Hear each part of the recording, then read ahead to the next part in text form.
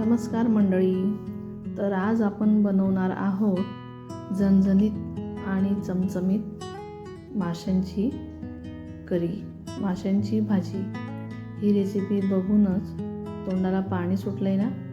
तर चला बघूया की कशी बनवायची आहे ती. बनवायला अगदी सोपी आहे, अगदी झटपट अशी तयार होते, त्यामुळे व्हिडिओ स्किप अजिबात करू नका. तर ह्या भाजीला मसाल्याला तरी कशी आणायची याही मी काही टिप्स सांगणार आहेत. तर मग चला रेसिपीला सुरुवात करूया. नमस्कार, मी सारिकाज किचनमध्ये तुमचं अगदी मनापासून स्वागत करते. मी बनवलेल्या रेसिपीज तुम्हाला कशा वाटतात तर हे कमेंट करून प्लीज नक्की सांगत चला. व्हिडिओला लाईक करा, शेअर करा आणि त्याचबरोबर चॅनलला देखील नक्की सबस्क्राईब करा. तर तुम्ही बघू शकता मी इथे मासे घेतलेले आहे, छान असे मोठे पीस करून आणलेले आहे. छान मोठा मासा होता, तर पाण्याने स्वच्छ धुवून घेतलेले आहे. त्यानंतर त्याला हळद आणि मीठ हे व्यवस्थित आपल्याला लावून घ्यायचं आहे. जर तुमच्याकडे लिंबू असेल तर त्यावर तुम्ही अर्धा लिंबू पिळून घ्याल. आता हे सर्व व्यवस्थित मिक्स करून घ्या. सर्व माशांना हळद आणि मीठ हे लागायला हवं, म्हणजे मासे छान मुरतील आणि सगळे मासे चवीला एकसारखे लागतील. त्यातलं मिठाचं जे प्रमाण आहे ते व्यवस्थित लागायला हवं. तर आता हे लावून झालेलं आहे. तर आता हे आपल्याला 10 ते 15 मिनटं किंवा 15 ते 20 मिनटं हे आपल्याला झाकून ठेवायचं आहे. तर आता ग्रेव्हीसाठी काय लागणार आहे ते आपण बघूया. तर मी इथे 2 मोठे कांदे चिरून घेतलेत, 1 टमाटा घेतलेला आहे, लसूण घेतलेला आहे आणि आलं पण घेतलेलं आहे. तर लसूण आणि आल्याचं प्रमाण हे जास्त ठेवा, म्हणजे भाजीला लसूण आणि आलंमुळे चव खूप छान येते. तर आता हे सर्व आपल्याला मिक्सरमध्ये फिरवून घ्यायचं आहे. चला तर मग मी आता हे मिक्सरला फिरवून घेते. छान बारीक फिरवून घ्यायचं आहे. त्यात थोडं जिरं टाकून घेतलेलं आहे आणि बिना पाण्याचंच फिरवून घ्या, पाण्याची काही आवश्यकता पडत नाही. तर बघा किती छान बारीक करून झालेलं आहे. चला तर आता माशांनाही 15 ते 20 मिनटं झालेली आहेत. तर यांना अगदी काही सेकंडसाठी आपल्याला तेलात परतवून घ्यायचं आहे. तर मी इथे एक कढई घेतलेली आहे.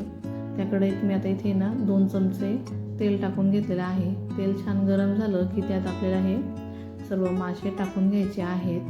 तर त्यांना अगदी काही सेकंडसाठीच आपल्याला फक्त तेलात परतवायचं आहे. असं केल्याने भाजीला एक छान चव येते आणि मासेही छान होऊन जातात. आपला तेवढा वेळ पण वाचतो. तर आता मी हे छान मिक्स करून घेतलेलं आहे आणि यांना झाकून ठेवणार आहे. तोपर्यंत आपण मसाला परतवून घेऊ. तर मी इथे कढई गरम ठेवलेली आहे. त्यात मी 4 चमचे तेल टाकून घेते. तर ही तेलाचीच पळी आहे, तर ते मी टाकून घेतली आहे. तेल छान गरम झालं की त्यात आपल्याला काही खडे मसाले टाकायचे आहेत. लवंग, मिरे, दालचिनी, वेलदोडा, बस एवढेच मी मसाले टाकून घेतलेले आहे. तर यांनाही तेलात छान आपल्याला आता तळून घ्यायचं आहे. त्यानंतर तेजपत्ता, तर इथे मी 2 तेजपत्ता टाकून घेतलेला आहे. तर हा मसाला छान तळून झाला तर त्यात जो आपण बारीक करून ठेवलेला मसाला होता तो आपल्याला टाकून घ्यायचा आहे. त्यालाही छान व्यवस्थित परतवून घ्या. त्यातला सगळा कच्चापणा निघून जायला हवा आणि अगदी कमी याच्यावरच हा मसाला आपल्याला छान तळून घ्यायचा आहे. फुल गॅसवर अजिबात करू नका, नाहीतर त्यातला कच्चापणा निघणार नाही आणि मसालाही खाली चिपकून जाईल. तर बघा आता मसाल्याला छान तेल सुटलेलं आहे. याचाच अर्थ असा की मसाला आपला हा शिजून झालेला आहे. बघा किती छान मसाला आता झालेला आहे. तर आता ह्या मसाल्याला तेल सुटायला लागलं की यात आपल्याला काही मसाले टाकून घ्यायचे आहे. तर मी आता इथे टाकून घेते लाल मिरची पावडर, 2 चमचे टाकून घेतला आहे. त्यानंतर टाकून घेतलं आहे काश्मीरी मिरच पावडर. तर काश्मीरी मिरच पावडर तुम्हाला आवडत असेल तर टाका. तर मी तो 1.5 चमचा टाकून घेतलेला आहे. त्यानंतर धना पावडर 2 चमचे. त्यानंतर काळा मसाला टाकला आहे थोडासा, अर्धा चमचा एवढा येईल. त्यानंतर मी कांदा लसूण मसाला टाकून घेतलेला आहे आणि त्यानंतर माशांचा मसाला टाकून घेतला आहे. तुम्हाला हवे ते मसाले तुम्ही यात टाकू शकता. तुमच्याकडे जे मसाले अवेलेबल असतील ते तुम्ही यात टाकून घ्या. तर हे मसाले सर्व व्यवस्थित आपल्याला मिक्स करून घ्यायचे आहेत. मसाल्याच्या अजिबात त्यात गोळे राहायला नको. तर असं व्यवस्थित कमी गॅसवर मिक्स करून घ्या.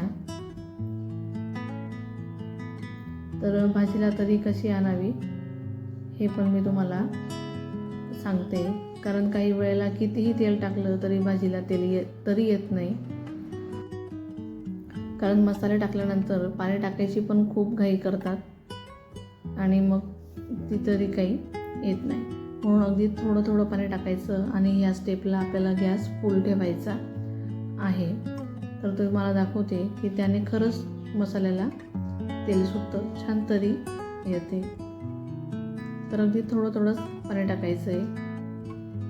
तर तुम्ही ते बघू शकता साईडला तेल सुटतं आहे, म्हणून गॅस फुलच ठेवायचा.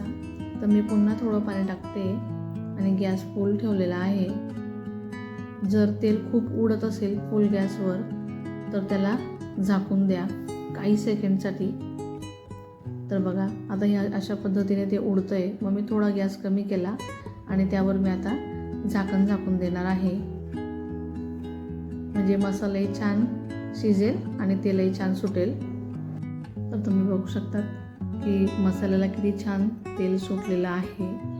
तर अशा पद्धतीने तुम्ही करा, तुमच्या भाजीला नक्कीच तेल येईल आणि मसालाही छान शिजून होईल. तर बघा किती छान मसाला शिजलेला आहे आणि तेलही छान सुटलेलं आहे. तर आता हे व्यवस्थित मिक्स करून घ्यायचं आहे. आता हे मिक्स करून झालं की यात पाणी टाकून घ्यायचं आहे. तुम्हाला जेवढी ग्रेव्ही बनवायची आहे, जेवढी ग्रेव्ही तुम्हाला हवी आहे तेवढं यात पाणी टाका. पण टाकताना गरम पाण्याचा वापर करा.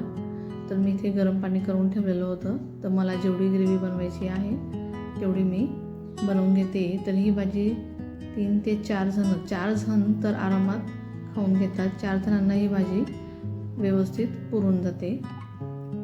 तर त्यानंतर आपले मासे ते लगेच झालेले होते. त्याचाही गॅस मी लगेच बंद करून दिलेला होता. काही सेकंदातच, पूर्ण 1 मिनिट पण त्याला होऊ दिलेलं नव्हतं. त्यानंतर हे मासे आपल्याला यात टाकून घ्यायचे आहेत. आता ग्रेव्ही अगोदर छान उकळून घ्यायची आहे आणि मग त्यात हे मासे टाकायचे. तर बघा आता हे मासे पण टाकून झालेले आहेत. त्यांना व्यवस्थित मिक्स करायचे.